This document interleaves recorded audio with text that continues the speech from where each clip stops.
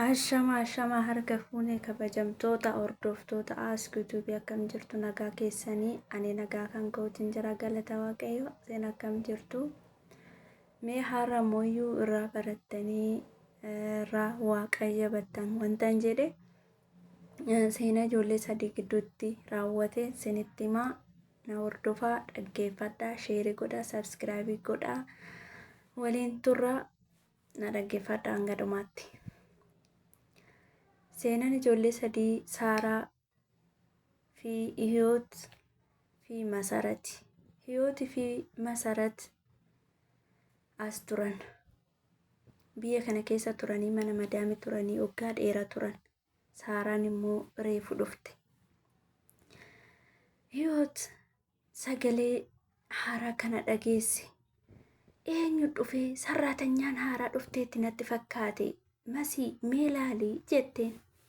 Masiinis sarratanya haaraa afaan hin beektu ooman beektu maal fakkaatti uffanni isheetoo namatti hin tolu dhufteetti kinoo jetteen deebisteef.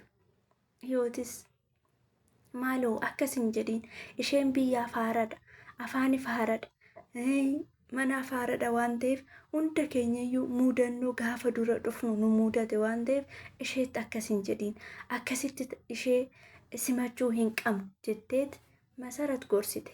Masaratis dhiisachi ijoolleen ammaa namaan dhageessu jettee ifatte.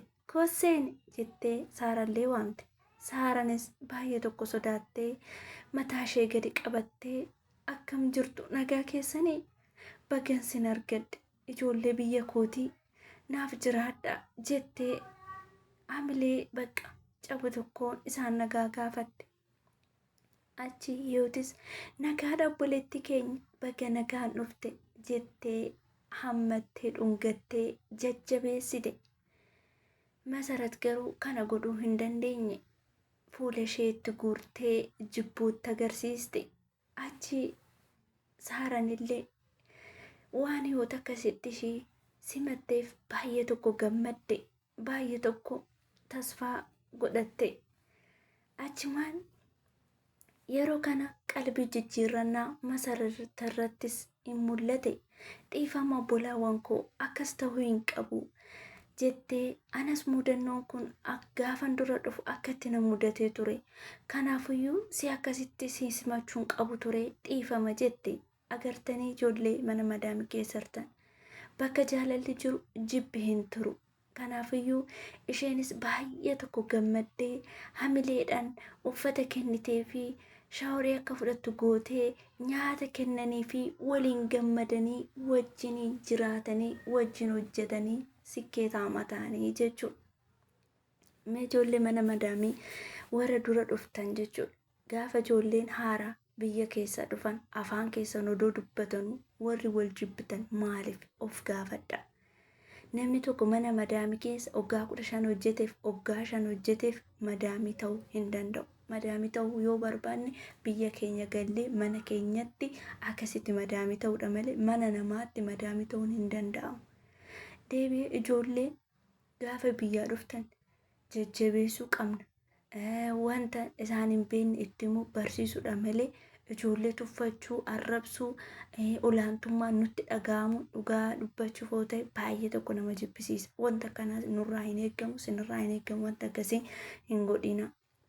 Ijoollee barbaada haa ta'u ijoollee afaan barbaada yaa dubbatan bakka nuti erga takkaa birrii barbaanne biyyaa baane waan ta'eef waliif naanee wal kabajnee ijoollee biyya tokkooti obbolaa tokko jennee yoo nuti wal kabajne madaamonni kan nu kabajan jechuudha. Nuyi kan wal arrabsinu kan afaan wal qoodnu yoo ta'e madaamonni illee isaanii waliin jaalatan jedhanii nuun jaalatanii jechuudha. Kun dhaamsa gootee jechuudha. Dhaamsa ijoollee as turtanii fi warra haaraa akkamitti akka simattan jechuudha. Kan biraa ijoollee haaraa dhuftan ammaaf immoo ijoollee haaraa dhuftan gaafa ijoollee mana san keessa turan akka isaanitti olaantummaan akka nama dhaga'amutti akka isinitti hin dhaga'amne jechuudha. Sammuu keessan keessatti akka isaan jaalatamaa taatanii isin jibbamaa taatan hin godhina jechuudha. Mana san keessatti qixa qabdan jechuudha. Waan barbaadan nyaachuudhaaf warra duraanis warra amma dhuftes akkasitti akka olaantummaa yookaan akka isaan olaantummaa ta'anitti akkasitti isinitti dhaga'amuu hin danda'amu. Akkasittis akka isinitti dhaga'amu akka hin goone isin jechuu barbaada.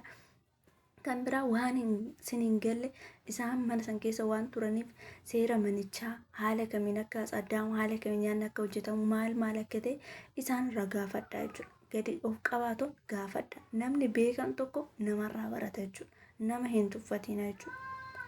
Amala keessatti tolfattanii yoo isaan gaafattan isaanillee amala gaariidhaan sin qabu jechuudha. Kanaafiyyuu nus amala keenya osoo hin tolfatiin ijoolleen duraanii akkas nu goote jettanii miidiyaarra bahuu jechuun xiqqoo hin ulfaata jechuudha. Kanaafiyyuu lamaan keessaniyyuu ani dhaamsan ani qabu lamaan keessaniyyuu biyya ormaati kan jiru mana namaati kan jiru. Kanaafuu waliigallee wanta badiin jiraatellee wal gurfannee wajjin hojjetanne wal jijjiirre biyya kana galla malee mana namaa irratti wal loluu maaliif barbaachise jechuudha.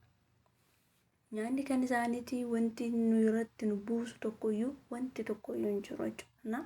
Mana tokkotti immoo hojiin iyyuu namaaf hiramaa jechuudha. Kanaafuu jaalala walitti agarsiisu, kabaja walitti agarsiisu, wal haa jajjabeessinu. Kanas hin jedha obbolaawwan koo mana madaamii jirtaniif jabaadhaa. Obsaa hojjedhaa. Waaqayyoon sikeetamaan nu haa godhu. Firee akka ittiin afarraan rabbiin nu haa gargaaru. Jabaadhaa. Viidiyoon kun yoo isinitti tole sabskiraayib sheerii naa godhaa. Nagaan tura.